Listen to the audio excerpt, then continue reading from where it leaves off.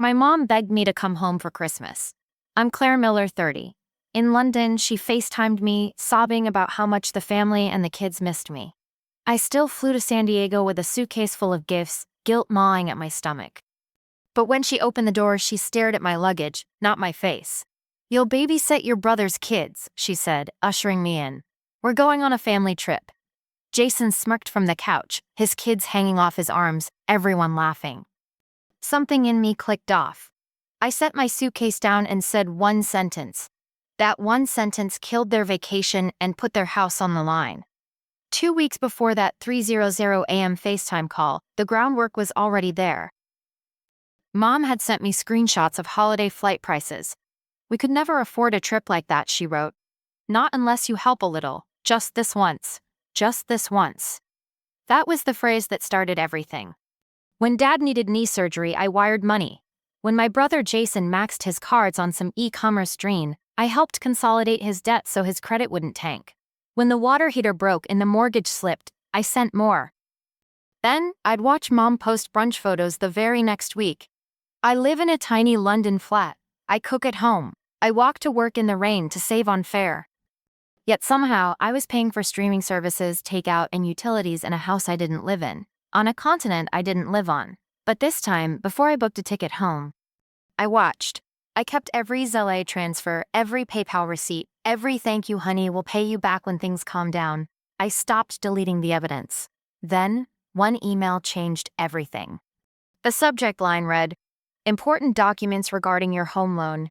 Inside was a notice addressed to Gary Miller and Claire Miller, co-borrowers. I stared at my laptop in my cold London bedroom. Years ago, they told me they just needed to add my name for a better interest rate. I hadn't understood what that meant. Now I saw the pattern. They weren't just leaning on me, they had tied my financial future to their house.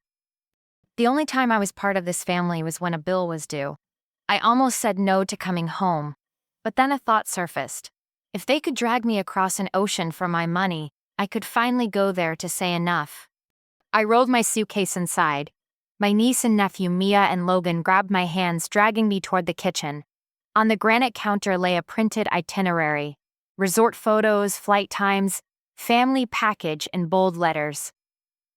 Mom smoothed the paper like it was a holy text. "See," she said, eyes bright. "This is why we needed you here, honey. The kids stay with you. We finally get a real vacation. You always say we should take care of ourselves." I looked at the resort name on the brochure. Then I looked at her unlocked phone beside it, open to a confirmation email. I saw the last 4 digits of the payment method. My card? Something in me went very still. They thought I'd flown 10 hours to be free childcare. They thought I'd grin and say, "Of course, whatever you need. Can you get everyone into the dining room?" I asked calmly. "Just a few things before you leave." Dad took his usual spot at the head of the table. Mom hovered in the doorway, clutching the itinerary. Jason scrolled his phone, half listening. The kids spun circles on the tile. I set my laptop on the table and opened a single folder titled Miller Household. Rows of dates and numbers filled the screen. Transfers, payments, notes I'd written to myself. Mortgage catch-up, Jason's card, water heater, truck tires.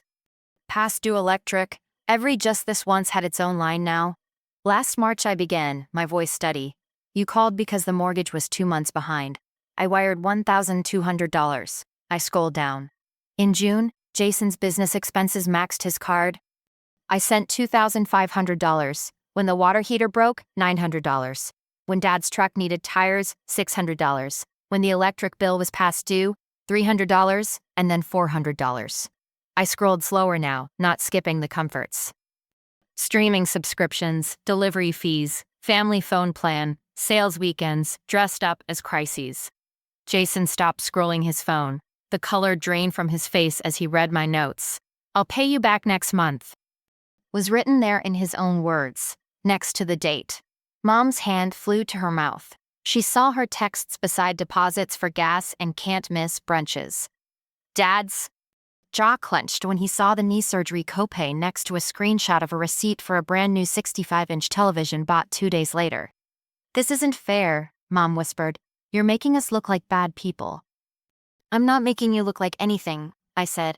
"I'm just showing what actually happened." I scrolled to the bottom to one bold row. In the last 36 months, I said quietly, I've sent this house just over $60,000. The room went flat. For 3 years they called it sacrifice, the spreadsheet called it theft. Mom kept whispering, no, that can't be right. Dad glared at the laptop, jaw working. I slid a thin stack of papers beside their itinerary. This isn't a lawsuit, I said. It's just an agreement. Every transfer is listed as a loan, not a gift. You sign, you pay back what you can over time. But I'm done pretending this was charity. Dad snapped. We are family, he barked, slamming his hand on the table. You don't put family in debt like that. I met his eyes. Family doesn't hide a mortgage in their daughter's name. Family doesn't spend her money on vacations and brunch, then call her selfish for leaving. This is insane, Jason muttered. I can't pay this back. I know, I said. But I'm done living in a story where you're the victims and I'm the greedy career girl overseas. I tapped the laptop. If you ever tell anyone I left you with nothing, I have every bill, every transfer, every receipt. I will show them. Mom shook her head, tears streaming. You wouldn't humiliate your own family. I'm not planning to, I answered. As long as you stop lying. I clicked to another tab on the browser. The resort logo filled the screen. At the bottom, those 4 familiar digits of my card. Remember what I said at the door, I asked? I'm not babysitting while you go on vacation with my money. I pointed to the status. Cancelled. 3 days ago, I called the resort and the airline. I proved the booking was made under my account and card without authorization. I canceled the package. The refund went back to me. Dad lurched forward. You had no right. Those are our tickets. They were bought with my money, I said coldly. The right was mine. I opened the next email. 2 names in the subject line. Gary Miller and Claire Miller. Mom's voice cracked. Claire, please, not this. It was just paperwork. You said it wouldn't affect me, I replied. But every short payment hit my credit too. I've already spoken to an advisor. As a co-borrower, I carry your risk. I can ask the bank to remove me. If you can't qualify for the loan on your own, you refinance or you sell. Mom shook her head harder. We can't afford to move, she cried. That's between you and the lender, I said. What's between us is my name on your loan.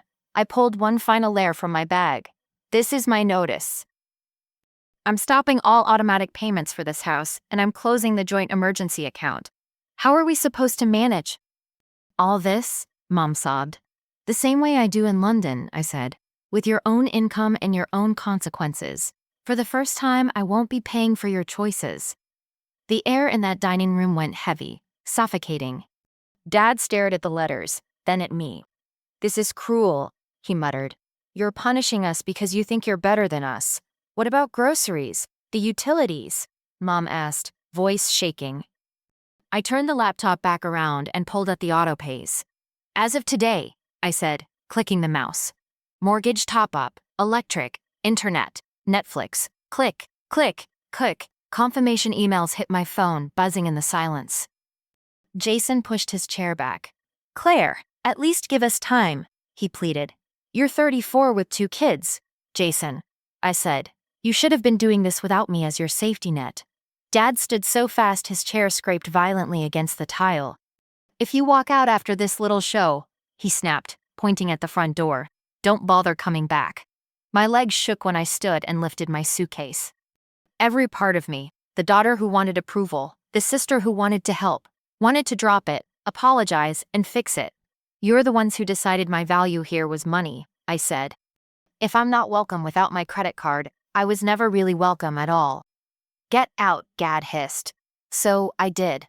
Outside, the California sun felt aggressively bright.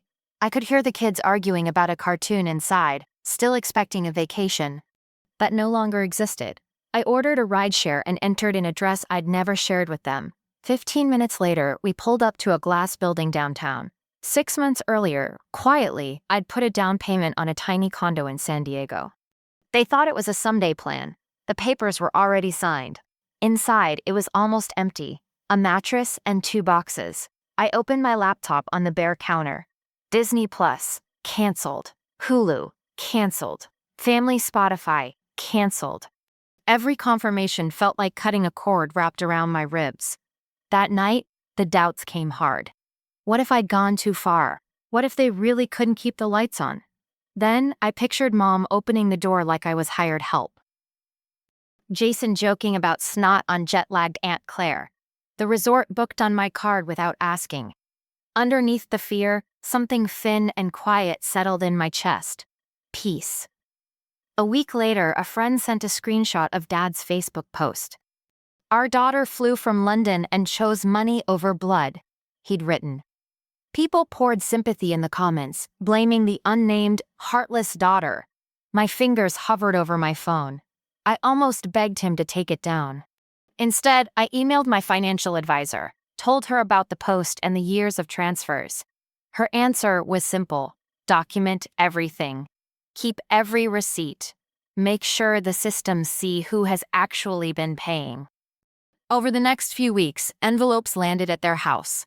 The bank wanted new documents to refinance. To refinance without me.